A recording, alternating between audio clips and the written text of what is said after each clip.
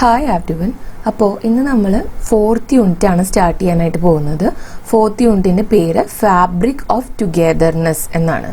അപ്പോൾ ടുഗെദർനെസ് എന്ന് വെച്ച് കഴിഞ്ഞാൽ ഒരുമ. ഫാബ്രിക് എന്ന് പറഞ്ഞാൽ എന്താണ്? ക്ലോത്ത്, അല്ലെങ്കിൽ ഒരു പീസ് ഓഫ് ക്ലോത്ത്, ഒരു തുണി, ഒരു വസ്ത്രം, അതിനെയാണ് പറയുന്നത് അല്ലേ.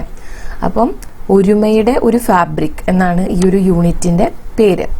Alone we can do so little, together we can do so much. Helen Keller. അപ്പോൾ ഹെലൻ കെല്ലർ പറഞ്ഞിട്ടുള്ള ഒരു വാക്യാണ് ആദ്യം തന്നെ തന്നിട്ടുള്ളത്. അലോൺ എന്ന് പറഞ്ഞാൽ എന്താണ്? ഒറ്റയ്ക്ക്. We can do so little. ഒറ്റയ്ക്ക് നമുക്ക് വളരെ കുറച്ചു കാര്യം മാത്രമേ ചെയ്യാനായിട്ട് പറ്റുള്ളൂ.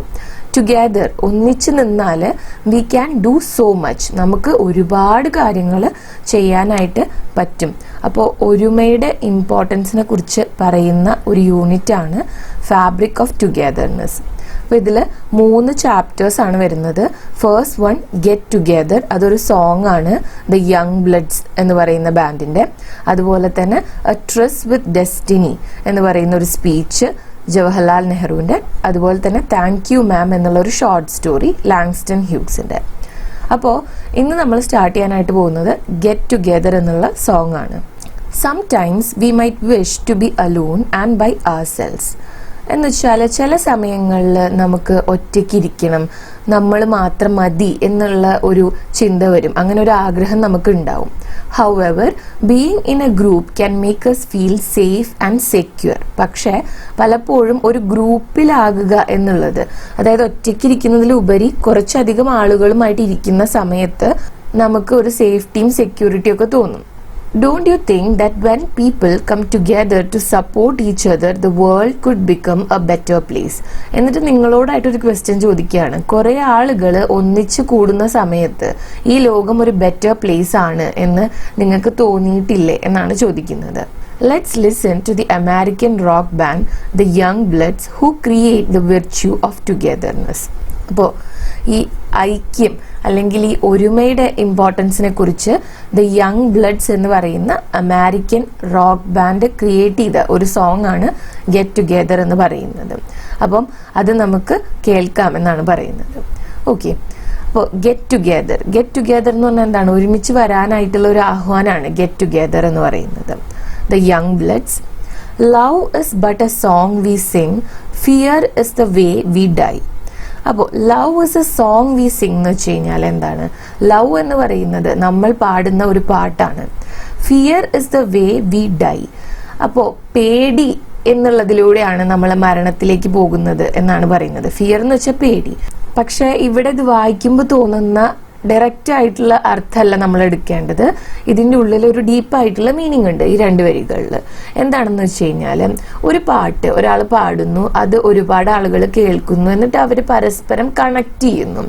ഒരേപോലത്തെ മ്യൂസിക് ടേസ്റ്റ് ഉള്ള ആളുകൾ ഒരുപോലത്തെ പാട്ട് കേൾക്കുമ്പോൾ അവർ തമ്മിലൊരു കണക്ഷൻ ഉണ്ടാവുന്നു. അതുപോലെ തന്നെ ആളുകളെ തമ്മിൽ കണക്ട് ചെയ്യുന്ന ഒന്നാണ് ലവ് എന്നാണ് ആദ്യത്തെ വരിയിൽ പറയുന്നത്. രണ്ടാമത്തെ വരിയിൽ fear is the way we dye എന്ന് പറയുന്നില്ലേ. അപ്പം പേടി കൊണ്ട് നമ്മൾ മരിക്കുന്നു എന്നുള്ളതിനേക്കാൾ ഉപരി അവിടെ ഉദ്ദേശിക്കുന്നത്, പേടി കൂടുന്ന സമയത്ത് നമ്മൾ ഒരുപാട് എല്ലാ കാര്യത്തിനെ കുറിച്ചും ഇങ്ങനെ പേടിക്കുന്ന സമയത്ത് നമ്മൾ ജീവിക്കാൻ മറന്നു പോകുന്നു എന്നുള്ളൊരു അർത്ഥം കൂടി അവിടെ വരുന്നുണ്ട്. പലപ്പോഴും നമുക്ക് ഒരുപാട് ആഗ്രഹങ്ങൾ ഉണ്ടായിരിക്കും, പക്ഷെ അങ്ങനെ ചെയ്ത എന്തെങ്കിലും സംഭവിക്കുമോ, ഇങ്ങനെ ചെയ്ത് കഴിഞ്ഞാൽ ശരിയാവോ എന്നൊക്കെയുള്ള പേടി കൊണ്ട് പലപ്പോഴും നമ്മളത് ചെയ്യില്ല. എന്നിട്ട് ജീവിതത്തിൽ മുന്നോട്ട് പോകുന്ന സമയത്ത് ഒരുപാട് വർഷങ്ങൾക്ക് ശേഷം നമ്മൾ പണ്ടെടുത്ത തീരുമാനങ്ങളെക്കുറിച്ച് ഓർത്തിട്ട് റിഗ്രറ്റ് ചെയ്യും. അന്ന് അങ്ങനെ ചെയ്താൽ മതിയായിരുന്നു, എന്നാൽ ഞാൻ കുറച്ചും കൂടെ ഹാപ്പി ആയേനെ എന്നുള്ള രീതിയിൽ. അപ്പം ഈ പേടി എന്ന് പറയുന്നത് നമ്മുടെ ആഗ്രഹങ്ങളെയും സന്തോഷത്തെയും കൊല്ലും എന്നുള്ള രീതിയിലുമായിരിക്കാം അങ്ങനെ പറയുന്നത്. You can make the mountains ring or make the angels cry, though the bird is on the way and you may not know why. You can make the mountains ring എന്ന് വെച്ച് കഴിഞ്ഞാൽ നിങ്ങൾക്ക് അത്രയും വലിയ ഒരു സന്തോഷം അല്ലെങ്കിൽ ജോയ് ക്രിയേറ്റ് ചെയ്യാനായിട്ടുള്ള പവറുമുണ്ട്. Or make the angels cry. Angel എന്ന് പറഞ്ഞാൽ എന്താണ്? മാലാഖ. ഒരു മാലാഖയെ കരയിപ്പിക്കാനായിട്ടുള്ള പവറും നിങ്ങൾക്കുണ്ട്.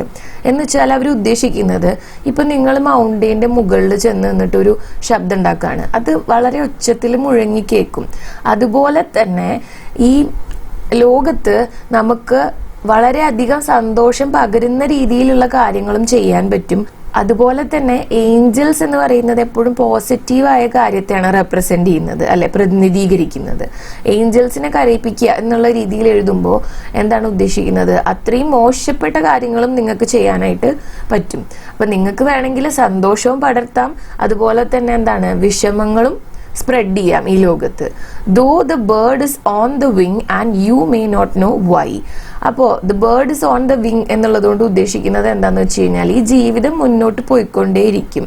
ഒരു പക്ഷി മുന്നോട്ട് പറന്നു പോകുന്നത് പോലെ തന്നെ ഈ ജീവിതം മുന്നോട്ട് പോയിക്കൊണ്ടേയിരിക്കും.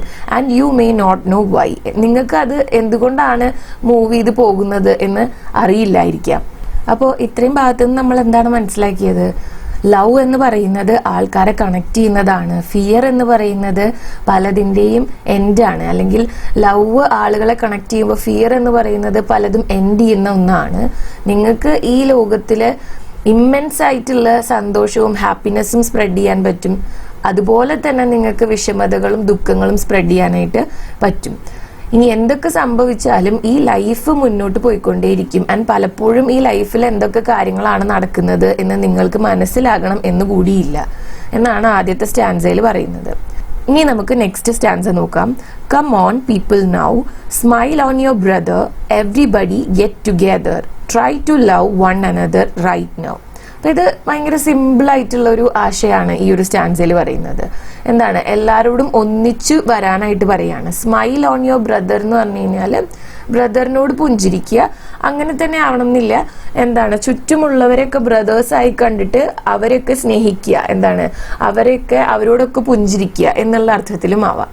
എവ്രിബഡി ഗെറ്റ് ടുഗെദർ, വീണ്ടും എല്ലാവരോടും ഒന്നിച്ചു കൂടാനായിട്ട് പറയാണ്. Try to love one another right now, പരസ്പരം സ്നേഹിക്കാനായിട്ട് ശ്രമിക്കാനായിട്ട് പറയാണ്. Some may come and some may go, പലരും വരും അതുപോലെ തന്നെ പലരും പോകും.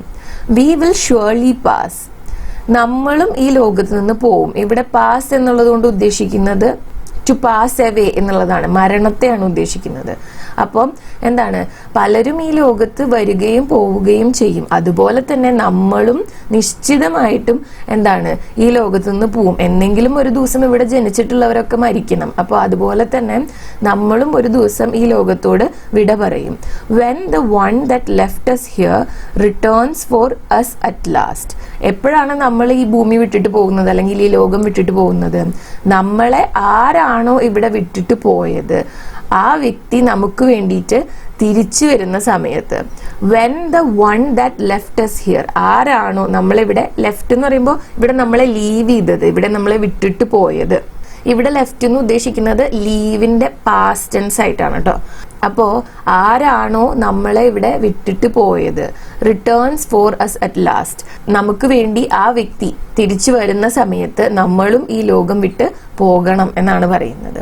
V R but A moment sunlight fading in the grass.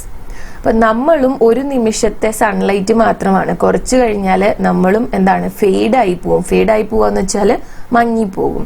ഇപ്പോൾ സൺലൈറ്റ് പെട്ടെന്ന് ഇങ്ങനെ വന്ന് അടിക്കുന്ന സമയത്ത് ആ വെളിച്ചം കാണാനായിട്ട് പറ്റും. കുറച്ചു കഴിഞ്ഞാൽ അത് മങ്ങിപ്പോകുന്നതായിട്ടും കാണാം.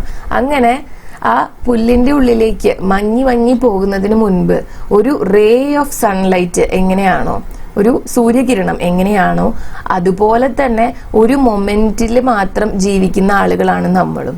മൊമെന്ററി ആയിട്ടുള്ള ഒന്നാണ് നമ്മുടെ ലൈഫ് എന്നാണ് പറയുന്നത്. മൊമെന്ററി എന്ന് വെച്ചാൽ നൈമിഷികമായിട്ടുള്ള. അപ്പം ഈ സൺലൈറ്റ് ഫെയ്ഡായി പോകുന്നത് പോലെ തന്നെ നമ്മളുടെ ഒരു നല്ല കാലഘട്ടം ഈ ലോകത്തുണ്ട്. അതിനുശേഷം നമുക്ക് ഇവിടെ നിൽക്കാനായിട്ട് പറ്റില്ല. നമ്മളും പതിയെ മങ്ങി ഫെയ്ഡായിട്ട് പോകും ഈ ലോകത്ത് നിന്ന്.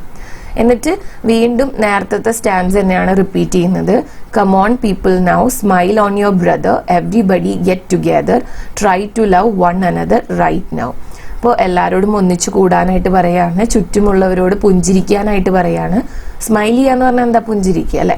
അപ്പോൾ എവ്രിബഡി ഗെറ്റ് ടുഗെദർ, എല്ലാവരും ഒന്നിച്ചു കൂടൂ. Try to love one another right now, പരസ്പരം സ്നേഹിക്കാനായിട്ട് ശ്രമിക്കൂ ഈ ഒരു അവസരത്തിൽ, ഈ ഒരു നിമിഷത്തിൽ എന്നാണ് പറയുന്നത്. ഇനി നെക്സ്റ്റ് സ്റ്റാൻസ നോക്കാം. If you here the song I Singh you will understand, listen. ഞാൻ പാടുന്ന ഈ ഒരു പാട്ട് നിങ്ങൾക്ക് കേൾക്കാൻ കഴിയുന്നുണ്ടെങ്കിൽ, നിങ്ങൾ കേൾക്കുന്നുണ്ടെങ്കിൽ, യു വിൽ അണ്ടർസ്റ്റാൻഡ് എന്ന് വെച്ചാൽ എന്താ, മനസ്സിലാക്കുക. യു വിൽ അണ്ടർസ്റ്റാൻഡ്, നിങ്ങൾക്ക് മനസ്സിലാകും. ലിസൺ, അതുകൊണ്ട് തന്നെ കേൾക്കാനായിട്ട് പറയാണ്. ലിസൺ എന്ന് പറയുമ്പോൾ എന്താ, ശ്രദ്ധിക്കൂ, കേൾക്കും. You hold the key to love and fear all in your trembling hand. എന്നിട്ട് എന്താണ് പറയുന്നത്, you hold the key to love and fear. സ്നേഹത്തിലേക്കായാലും ഫിയർ, ഭയത്തിലേക്കായാലും, ഇത് രണ്ടിലേക്കും തുറക്കുന്ന വാതിലിന്റെ കീ നിങ്ങളുടെ കയ്യിൽ തന്നെയാണുള്ളത്. അത് നിങ്ങൾ തന്നെയാണ് പിടിച്ചിട്ടുള്ളത് എന്നാണ് പറയുന്നത്. All in your trembling hand. Trembling എന്ന് വെച്ചാൽ വിറയ്ക്കുന്ന. അപ്പോൾ നിങ്ങളുടെ വിറയ്ക്കുന്ന കൈകളിൽ തന്നെയാണ് സന്തോഷത്തിന്റെയും ഭയത്തിന്റെയും താക്കോലുള്ളത് എന്നാണ് ആ വരിയുടെ അർത്ഥം. Just one key unlocks dum both. It's there at your command.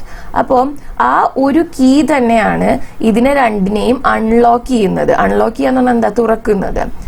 It's there at your command. നിങ്ങൾ കൊടുക്കുന്ന കമാൻഡ് അനുസരിച്ചിട്ടാണ് നിങ്ങൾക്ക് സ്നേഹമാണോ ഭയമാണോ വേണ്ടത് എന്ന് തീരുമാനിക്കപ്പെടുന്നത്. കമാൻഡ് എന്ന് പറഞ്ഞാൽ നിങ്ങൾ കൊടുക്കുന്ന നിർദ്ദേശം അല്ലെങ്കിൽ ഓർഡർ, അതനുസരിച്ചിട്ടാണ് നിങ്ങൾക്ക് എന്താണ്, സ്നേഹമാണോ പേടിയാണോ തുറന്ന് കിട്ടേണ്ടത് എന്ന് തീരുമാനിക്കപ്പെടുന്നത്. എന്നിട്ട് നേരത്തെ വരികൾ തന്നെയാണ് വീണ്ടും റിപ്പീറ്റ് ചെയ്യുന്നത്. Come on people now, smile on your brother, everybody get together, try to love one another right now. അടുത്ത സ്റ്റാൻസ് നോക്കുകയാണെന്നുണ്ടെങ്കിൽ, I said come on people now, smile on your brother, everybody get together, try to love one another right now. എന്നിട്ട് വീണ്ടും പറയാണ്, ഞാൻ പറഞ്ഞത് എല്ലാവരും ഒത്തുചേരൂ, എന്നിട്ട് പരസ്പരം സ്നേഹിക്കാനായിട്ട് ശ്രമിക്കൂ, ഈ ഒരു നിമിഷത്തിൽ എല്ലാവരോടും പുഞ്ചിരിക്കൂ എന്നാണ്. Right now, right now, right now. ഇപ്പോൾ തന്നെ, ഈ ഒരു നിമിഷത്തിൽ തന്നെ, ഇപ്പോൾ തന്നെ നിങ്ങൾ അതിനു വേണ്ടിയിട്ടുള്ള ശ്രമങ്ങൾ തുടങ്ങൂ എന്നാണ് പറഞ്ഞു വെക്കുന്നത്. അപ്പോൾ ഇത്രയാണ് ഈ ഒരു സോങ്ങിലുള്ളത്. ഇനി നമുക്ക് യങ് ബ്ലഡ്സ് എന്നുള്ള ഈ അമേരിക്കൻ ബാൻഡിനെ കുറിച്ച് ഒന്ന് നോക്കാം. An American rock band consisting of Jesse Colin Young, Jerry Corbitt, Lowell Banana Levinger and Joey Bauer. അപ്പോൾ ഇവരൊക്കെയാണ് ഈ ഒരു ബാൻഡിലെ മെമ്പേഴ്സ് ആയിരുന്നത്. The Young Bloods, the debut studio album of the band, was released in 1967. അപ്പോൾ 1967 ഇവരുടെ ഈ ഒരു ബാൻഡിന്റെ ഒഫീഷ്യൽ ആയിട്ടുള്ള ഒരു റിലീസ്, അതിനെയാണ് ആദ്യത്തെ ഒഫീഷ്യൽ ആയിട്ടുള്ള റിലീസിന്റെ ഡെബ്യൂ എന്ന് പറയുന്നത്. അപ്പം ഇവരുടെ ഡെബ്യൂ സോങ് ആയിട്ടുള്ള ദ യങ് ബ്ലഡ്സ് എന്ന് പറയുന്ന ഒരു ആൽബം ഇവർ റിലീസ് ചെയ്തിട്ടുണ്ടായിരുന്നു. ആദ്യമായിട്ട് അത് റിലീസ് ചെയ്തത് 1967. പിന്നീട് 1971 അത് റീ ഇഷ്യൂ ചെയ്തു, ഗെറ്റ് ടുഗെദർ എന്നുള്ള പേരിൽ.